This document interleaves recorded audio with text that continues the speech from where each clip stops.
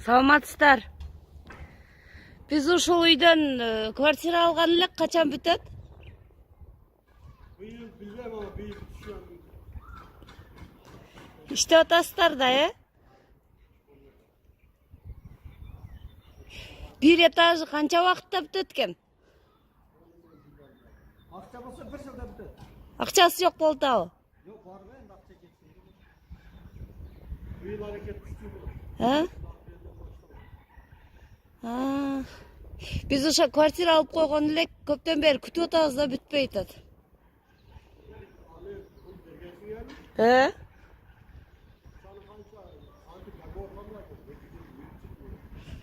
Көйлө болуп калды ошо.